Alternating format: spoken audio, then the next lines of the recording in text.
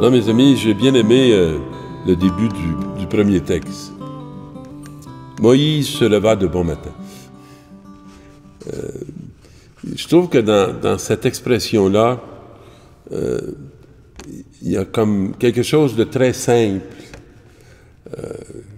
Vous savez, on se lève tous les jours, mais là, tu dis, le bon matin, il se levait, c'est comme s'il y a quelque chose de spécial qui va arriver, parce que pourquoi ce matin-là est plus meilleur que celui d'hier ou celui de demain? Mais on sent qu'il y a un élan intérieur. Il se lève, puis là, il va se passer de quoi? Et il gravit la montagne du Sinaï comme le Seigneur le lui avait ordonné. Alors, on ne dit pas que dès qu'on lui a dit « il l'a fait », mais de bon matin, il l'a fait. Et là, il a gravi la montagne. Et le Seigneur descendit dans la nuée. Alors, voyez-vous, il y a un double mouvement. Il y a un mouvement ascendant, puis un mouvement descendant. Alors, et c'est Moïse qui est dans le mouvement ascendant, qui monte. Puis c'est Dieu qui descend. Nous qui le plaçons souvent très loin, très, très haut. Et vint se placer auprès de Moïse. Alors, ils se rencontrent dans les hauteurs. Un en s'élevant, puis l'autre en baissant. Et il proclama lui-même son nom. Il faut bien entendre le nom. Il passa devant Moïse et proclama « Yahvé le Seigneur, Dieu tendre et miséricordieux, lent à la colère, plein d'amour et de fidélité. » On peut prendre chacun de ces mots-là, puis s'arrêter, puis dire Dieu tendre et miséricordieux. Où je l'ai entendu, ce Dieu tendre et miséricordieux dans mon histoire, à moi? À quel moment la tendresse de Dieu est venue guérir des duretés qui étaient dans mon cœur, ou dans ma vie, ou dans mon être? Lent à la colère, toute une invitation. Combien de fois par jour on est tenté par la colère? Défaire nos colères. C'est une grâce de l'Esprit Saint. Sans lui, on reste dans la colère. On s'établit dans la colère. Et à travers ça, il y a des personnes qu'on peut se mettre à haïr, mépriser. Alors, lent à la colère, plein d'amour. Alors, est-ce que c'est cet amour-là qui nous remplit? En tout cas, moi, je veux que cet amour me remplisse parce que je veux que ma vie soit pleine de cet amour-là pour qu'elle puisse être partagée. Pas mon amour à moi, mais celle de Dieu. Et de fidélité, oh, ça c'est la durée. La durée. Est-ce qu'on a plein de bonnes intentions, de belles idées, mais on saute d'une à l'autre. On ne s'inscrit pas dans une fidélité. Je sens que dans ma vie, Dieu, moi, j'ai bien vu cette fidélité, puis qui m'a permis de m'inscrire dans plusieurs fidélités. Et c'est sûr que fidèle à des choses, il y en a d'autres qu'on ne peut pas prendre. Sinon, on va délaisser celles qui nous ont été confiées. Alors, c'est pas rien. Yahvé qui se fait connaître dans ces dimensions-là. Alors, Moïse se prosterna jusqu'à terre et dit « S'il est vrai, Seigneur, que j'ai trouvé grâce devant toi, daigne marcher au milieu de nous. » En tout cas, moi, j'aime beaucoup qu'ils disent « au milieu de nous » et non pas « au milieu de moi ». C'est pas une centration. Et Moïse, on sent que l'amour qu'il a, c'est de tout un peuple.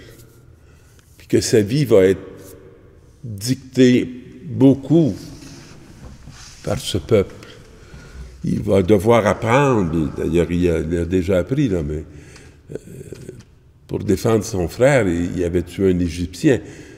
Alors, il va devoir apprendre à contenir cet amour, à lui donner une direction. Et c'est lui qui va passer son temps dans sa fidélité à Dieu, à se retrouver dans toutes sortes de situations inusitées et nouvelles. Mais là, il intercède pour ce peuple. Et moi, je peux vous dire que, à l'âge que j'ai, j'idéalise probablement la réalité du peuple de mon enfance, où je sentais, je percevais que au Québec, on était un peuple de Dieu. On n'était pas que des individus juxtaposés, mais qu'il y avait toute une collectivité qui y appartenait. C'est sûr qu'aujourd'hui, la dimension du peuple est plus difficile à percevoir, à voir, bien qu'elle soit là. Alors, marche au milieu de nous. Ça, c'est un désir, moi, dans lequel je me reconnais beaucoup. Marche au milieu de nous. Ce nous collectif. Oui, c'est un peuple à la tête dure. Il l'a expérimenté, Moïse. Toutes ces résistances de son peuple qui est toujours en train de récriminer contre Dieu. De récriminer. Tu nous pardonnes nos fautes et nos péchés. Non? Mais c'est ça que toi tu fais. Nous, on est comme ça. Et tu feras de nous un peuple qui t'appartienne. À chaque fois que je le vois dans des textes, dans la Bible ou dans l'Ancien Testament ou dans le Nouveau Testament, ça me fait toujours du bien, moi, un peuple qui t'appartienne. À la naissance de Jean-Baptiste, on a ça dans le récit de sa naissance, et qui fera de nous un peuple au cœur mieux disposé. Alors qu'on sent qu'on a un cœur très indisposé présentement. Mais il y a une promesse de cette réalité-là. Puis la deuxième lecture qui va nous parler de l'amour trinitaire, qui est vraiment une dimension fondamentale de notre foi, la Sainte Trinité. Il y en a là qui essaient de nous en ajouter, là, mais elle n'a pas besoin d'être ajoutée. Elle est un tout, puis une plénitude. Et elle est surtout une unité. Fait que il faut respecter cette unité de la Trinité. Frères, soyez dans la joie. Cherchez la perfection. Encouragez-vous. Soyez d'accord entre vous. Vivez en paix. Et le Dieu d'amour et de paix sera avec vous. On nomme bien des choses, hein? C'est une interpellation. Est-ce que notre ami Paul avait devant lui des gens qui étaient rendus à ce niveau de joie?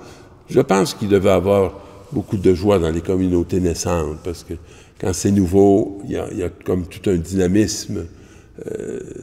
Mais je pense que la joie était aussi à répandre dans toutes les dimensions de la vie de cette communauté naissante. Cherchez la perfection, alors, pas de demi-mesure. Arrêtez-vous pas en chemin. Pensez pas que vous êtes arrivé. Grandissez. Soutenez-vous, encouragez-vous. Puis, soyez d'accord entre vous. Dans le fond, multipliez pas les divisions. Ne laissez pas la division venir détruire ce que vous êtes appelés à être, le corps du Christ. Alors, cette vivre dans la paix, c'est pour vivre dans la paix, il faut s'en occuper. La paix, elle ne se fera pas tout seul. Puis, il faut que les pasteurs soient des pasteurs. Il faut que les croyants soient des croyants. Il faut que le respect s'établisse dans les rapports et que la dignité de chacun soit vraiment reconnue, hein, qu'il n'y ait pas de mépris. Exprimez votre amitié en échangeant de la baiser de paix. Vous savez comment c'est exigeant, là, tant qu'on a le cœur à l'envers ou qu'on est en pleine division, de se retrouver à côté de celui à qui on aurait à donner le baiser de paix, mais qu'on n'est pas du tout en paix. Alors, et vous savez que cette pratique, elle est là depuis le tout début de l'Église. Hein? Elle a toujours été gardée. Alors que la grâce du Seigneur Jésus-Christ, l'amour de Dieu et la communion de l'Esprit Saint soient toujours avec vous. C'est là, c'est en lui que ça va se réaliser.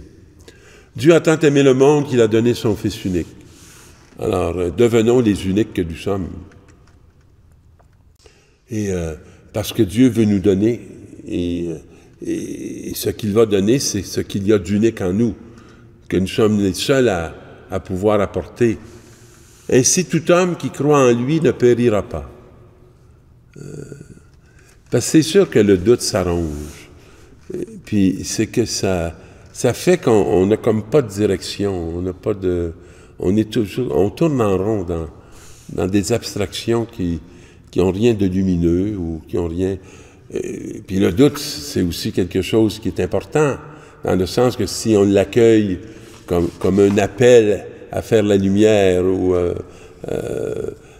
à sortir de certitudes qui nous enferment, ben c'est important. Alors, ainsi, tout homme qui croit en lui ne périra pas, et c'est en lui que vous allez obtenir la vie éternelle.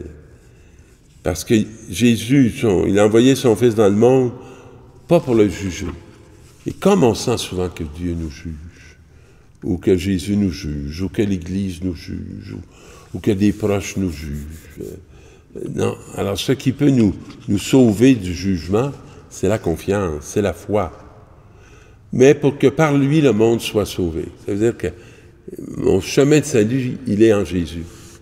Alors, d'apprendre à suivre la route, le chemin qui est Jésus. Et celui qui croit en lui échappe au jugement. Et ça me semble que c'est quelque chose que j'expérimente depuis longtemps.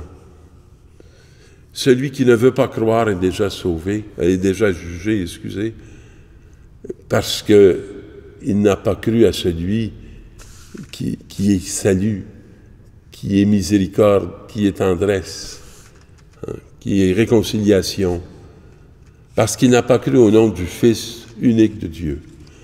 Alors, il y a tout un mystère qui n'est pas juste le mystère de Dieu, qui est le mystère de nos vies, et qui s'accomplit au cœur des communions qui sont les nôtres.